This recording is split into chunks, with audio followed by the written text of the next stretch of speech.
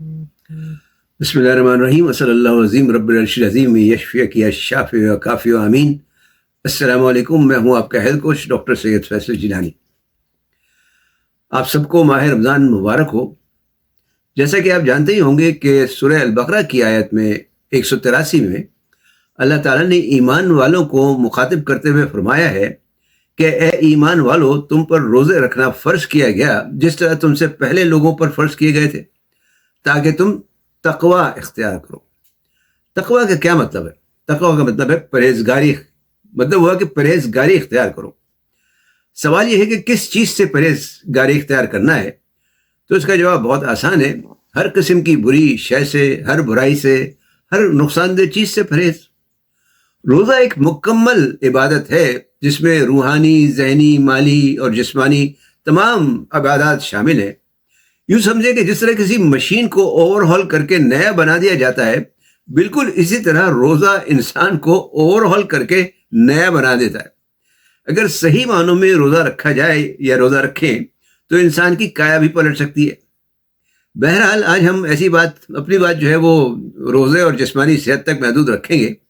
آج آپ سے بات کریں گے کہ روزہ انسانی جسم کو کیسے اوور ہال کر سکتا ہے، اور خاص طور پر وہ لوگ جو اپنا وزن کم کرنا چاہتے ہیں، انہیں روزوں میں کیا ایسا کرنا چاہیے کہ ان کا وزن بھی کم ہو جائے اور کمزوری بھی نہ ہو۔ تو سب سے پہلے تو یہ سمجھ لیں کہ روزے کی حالت میں انسانی جسم کے اندر ہوتا کیا ہے۔ لیکن اس پر بات کرنے سے پہلے آپ سے درخواست ہے کہ چینل سبسکرائب کر کے بیل آئیکن پر کلک کرنا نہ بھولیں تاکہ آپ کو آنے والی ویڈیوز کی بر وقت اطلاع مل سکے۔ روزے کی حالت میں سب سے پہلے تو جسم کی شوگر جلنا شروع ہوتی ہے، جو شوگر ہوتی ہے، کاربوہائیڈریٹ ہوتا ہے، وہ جلنا شروع ہوتا ہے۔ شوگر جلنے کے بعد چربی جلنا شروع ہو جاتی ہے۔ عام طور پر لوگ سمجھتے ہیں کہ جسم کو کھانا نہیں مل رہا ہوتا، جبکہ در حقیقت جسم کو کھانا مل رہا ہوتا ہے۔ جسم اپنی چربی خود ہی کھانے لگتا ہے۔ اس کی سب سے بڑی نشانی یہ ہے کہ جب روزے کے دوران آپ کو بھوک لگے اور آپ کچھ نہیں کھائیں تو تھوڑی دیر میں ہی آپ کی بھوک یا کھانے کی اشتہا جو ہے وہ ختم ہو جائے گی۔ بھوک ختم ہونے کا مطلب ہے جسم کو متبادل جگہ سے توانائی ملنا شروع ہو گئی ہے۔ یہ توانائی اصل میں کیٹونز سے ملتی ہے جو چربی ٹوٹنے کی وجہ سے بنتے ہیں۔ چربی ٹوٹنے اور یا جلنے یا برن ہونے کا مطلب ہے وزن میں کمی۔ لیکن وزن میں صحیح معنوں میں کمی اس وقت ہونا شروع ہوگی جب آپ روزے کے ساتھ ساتھ کچھ پرہیز بھی اختیار کریں۔ اگر آپ سحر و افطار میں خوب مرغن قسم کی غذائیں، تیل میں تلی ہوئی چیزیں، فاسٹ یا پروسیس فوڈ وغیرہ، چینی سے بھرے ہوئے مشروبات یا سوڈا وغیرہ کھاتے رہیں گے یا پیتے رہیں گے تو وزن کم نہیں ہوگا بلکہ اور بڑھنا شروع ہو جائے گا، اور فائدے کے بجائے الٹا نقصان ہونے لگے گا۔ اس لیے غذائی پرہیز یا احتیاط بہت ضروری ہے۔ بعض لوگ سحری میں صرف اس چکر میں زیادہ کھاتے ہیں کہ سارا دن بھوکا رہنا ہے، اور افطار میں اس لیے زیادہ کھاتے کہ سارا دن بھوکے رہیں۔ اس کا بھی کوئی فائدہ نہیں سوائے نقصان کے۔ اب سوال یہ ہے کہ وزن کم کرنا ہو تو سحر و افطار میں کس قسم کی غذا استعمال کرنا چاہیے؟ تو اس کا جواب ہے کہ اچھی اور صحت مند غذا۔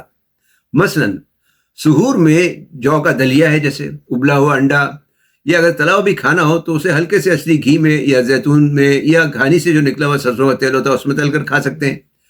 موسم کے لحاظ سے کوئی فروٹ وغیرہ، سبزیاں، دہی لیا جا سکتا ہے، چوکر کے آٹے کی روٹی وغیرہ بھی آپ کھا سکتے ہیں، لیکن اعتدال کے ساتھ۔ اسی طرح افطار میں 1-2 کھجور سے شروع کریں، ایک دم سے نہ کھانا شروع کر دیں، تھوڑے آہستہ آہستہ کھائیں۔ چنے کھا سکتے ہیں، دہی ہے، فروٹ چاٹ ہے، سلاد ہے، سبزی کے ساتھ کسی قسم کا گوشت ہے جو زیادہ تیل یا گھی میں پکا ہوا نہ ہو، مونگ کی دال ہے، اسی طرح چوکر کے آٹے کی روٹی ہے، یا تازہ پھل وغیرہ ہیں، یہ سب آپ کھا سکتے ہیں۔ اس کے علاوہ سب سے اہم بات ہے پانی کی کمی سے بچیں۔ پانی ایک دم سے زیادہ نہ پئیں بلکہ تھوڑا تھوڑا کر کے پئیں۔ اگر اس میں آپ کچھ الیکٹرولائٹس ملا لیں گے تو وہ اور بھی اچھا ہوگا، فائدہ مند ہوگا۔ آپ چاہیں تو ان چیزوں کا ایک ڈائٹ چارٹ بھی بنا سکتے ہیں کہ کس دن کیا کھانا ہے، لیکن اعتدال شرط ہے۔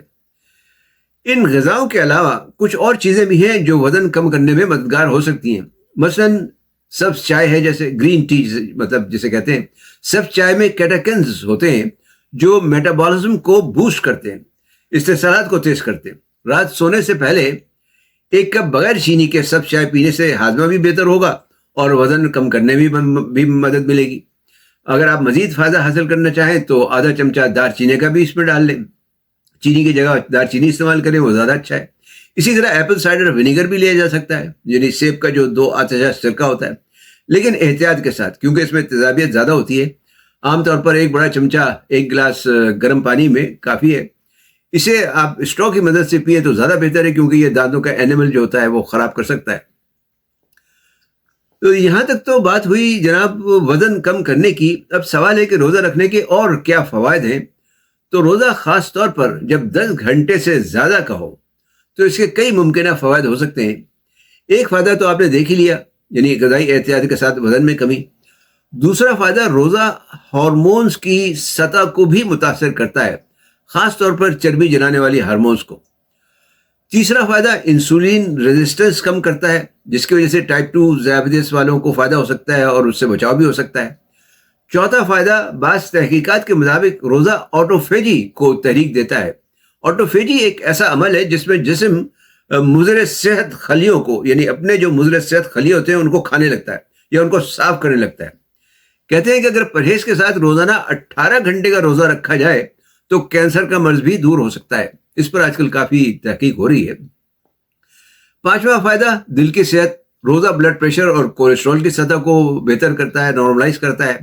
چھٹا فائدہ، گروتھ ہارمون جو HGH کہلاتی ہے اس کی سطح بڑھا سکتا ہے، جو میٹابولزم یعنی پٹھوں کی نشو و نما اور ان کی ٹوٹ پھوٹ کو ٹھیک کرتے ہیں۔ ساتواں فائدہ، تحقیقات سے کچھ اشارات ملتے ہیں کہ روزہ درازی عمر کے جو عوامل ہوتے ہیں ان کو بھی متاثر کر سکتا ہے۔ آٹھواں فائدہ، روزہ آنتوں میں صحت مند جراثیم یعنی جو گٹ بیکٹیریا ہوتا ہے ان کی افزائش کرتا ہے، جس سے معدہ بہتر ہوتا ہے۔ نواں فائدہ، جگر کی چربی دور کر سکتا ہے۔ تو ان تمام فوائد سے آپ اندازہ لگا سکتے ہیں کہ روزہ جسم کو واقعی میں اوور ہال کر سکتا ہے اگر اسے صحیح معنوں میں احتیاط کے ساتھ رکھا جائے تو۔ اس کے علاوہ جو ذہنی، روحانی یا مالی فضیلتیں ہیں وہ تو اپنی جگہ پر ہیں، لیکن یہ فضیلتیں بھی بغیر پرہیزگاری اختیار کے حاصل نہیں ہو سکتی، اور یہ موقع ان پر بات کرنے کا بھی نہیں ہے۔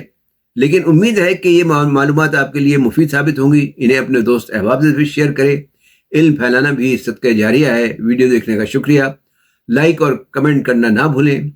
اللہ تعالیٰ آپ کی تمام عبادات اور دعاؤں کو قبول کرے اور آپ سب کو صحت و تندرست رکھے۔ آمین۔ والسلام علیکم ورحمۃ اللہ وبرکاتہ۔